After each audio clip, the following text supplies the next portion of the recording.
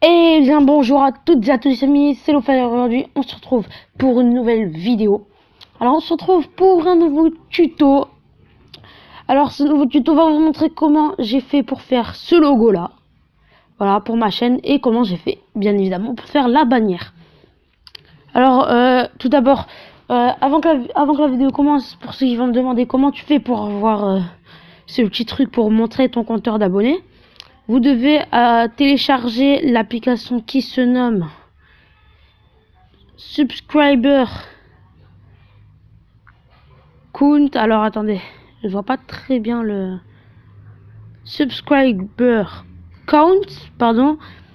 Et vous devez à ce moment-là aller dans les weekdays qui sont bien évidemment, désolé si ça lag, et bien évidemment les choses qui sont rajoutées par défaut. Vous prenez ce weekdays et vous devez entrer le nom d'une chaîne YouTube.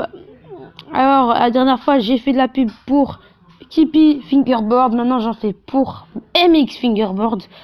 13 abonnés, bon ça mérite un peu plus, du coup je vous fais confiance pour aller vous abonner.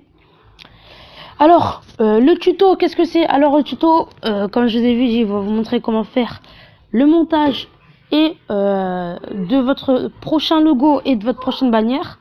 Tout d'abord, vous devez télécharger pour le logo FaceQ, qui se trouve gratuitement dans le Play Store, Eraser, Photo Editor et PixArt.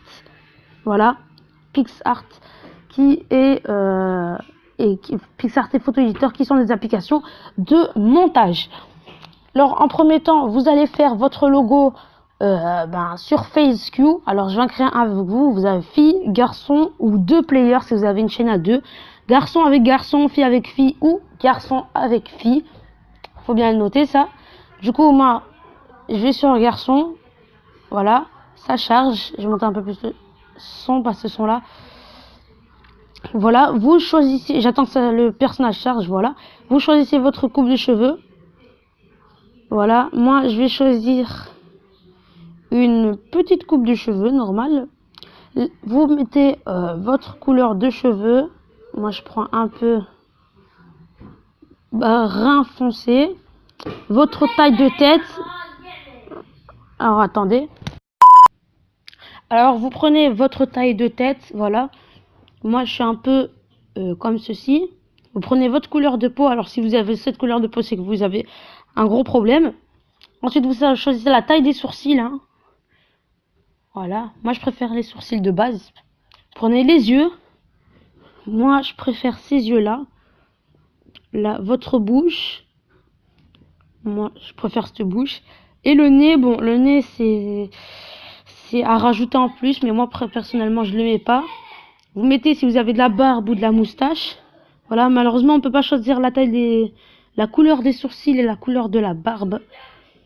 Vous avez les grains de beauté, bon ça c'est autre chose. Voilà, des lunettes si vous avez des lunettes, ou même des lunettes de soleil. Voilà, vous avez même voilà, vous avez tout ce qu'il faut, des lunettes hypnotiques comme on dit, ou des lunettes avec un gros nez. Bref, votre tenue, alors là, vous avez un choix immense de tenues. Personnellement, moi je préfère les tenues basiques, par exemple des suites comme ceci, ou celle-ci, ou celle-là, peu importe. Voilà, je prends le chapeau. En chapeau, vous pouvez choisir de pas en mettre. Je vais mettre un petit casque. Vous choisissez quel accessoire vous voulez. Alors, moi, je suis plus comme ça.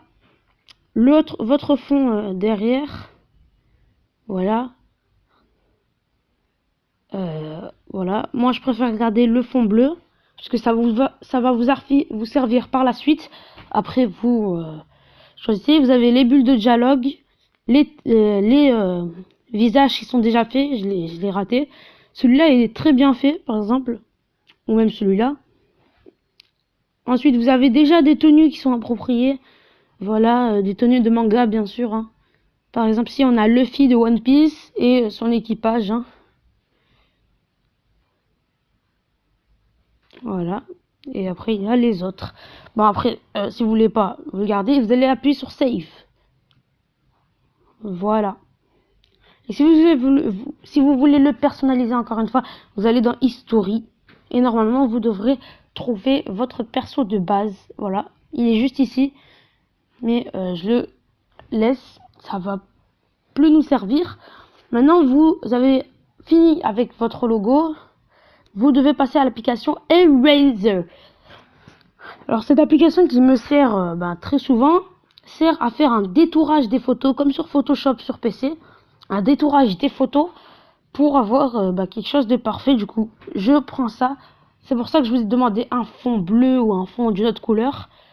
Du coup, ça sera plus simple. Alors vous avez le choix entre, et voilà, vous avez le choix entre faire vous-même le détourage comme ceci, choisir la taille. Attention, hein, voilà, faites n'importe quoi. Ou vous préférez faire automatiquement et cliquer sur une image et va supprimer un côté de l'image va supprimer la même et unique couleur. Voilà. Ensuite, quand c'est fini, vous mettez 0 ou autre, hein. C'est pareil, hein. Il n'y a pas beaucoup de différence. Vous faites save, finish et là vous avez terminé la deuxième étape. Ensuite, seconde étape suivante, pardon, vous devez aller sur Google Chrome, qui est juste ici. Vous devez télécharger une image blanche. Alors vous tapez blanc et vous allez sur image. Vous trouvez plein d'images blanches. Vous la téléchargez et vous devrez aller sur PixArt. Alors attention, PixArt. Alors ce sont des applications qui sont très volumineuses quand vous les téléchargez ensemble. Par exemple, PixArt qui prend à elle seule 73 MO. Voilà. Faites le petit plus dès que vous êtes arrivé et vous cherchez l'image blanche. Voilà. Alors vous prenez l'image blanche comme je vous ai dit.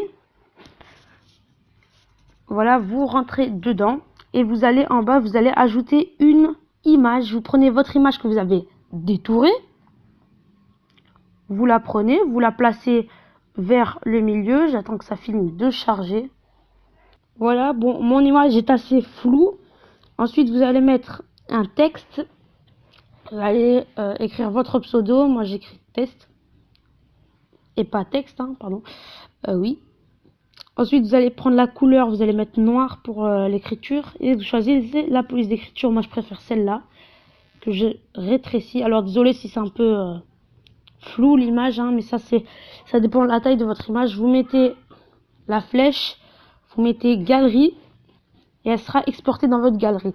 Alors, à partir du moment où ceci sera fait, vous allez attaquer la dernière étape pour finir la photo de couverture. Alors, la photo de couverture, vous devez aller sur photo éditeur, vous mettez nouveau et vous mettez 2560 fois 1440, les mêmes proportions que j'avais utilisées pour ma vidéo sur comment faire également une bannière. Voilà, j'ai bugué pendant un moment. Du coup, vous allez dans texte et images, vous faites sélectionner in, vous mettez la flèche sur le côté puisque ça c'est autre chose et vous allez dans PixArt, le dossier PixArt. Ensuite, vous mettez votre image, vous mettez appliquer.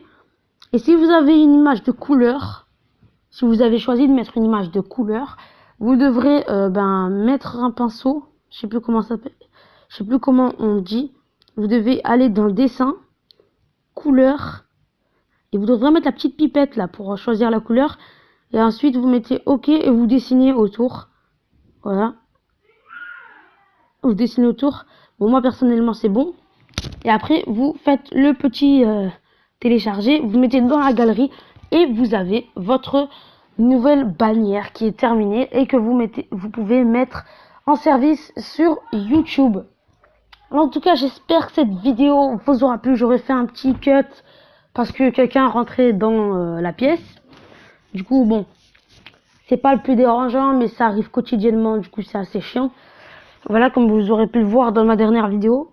Du coup, avant que la vidéo se finisse, je voulais vous préciser qu'on est bientôt aux 200 abonnés. C'est énorme. Même pas les... Bon, j'ai oublié malheureusement, tellement le temps est passé vite, j'ai oublié de fêter les 1 an de la chaîne.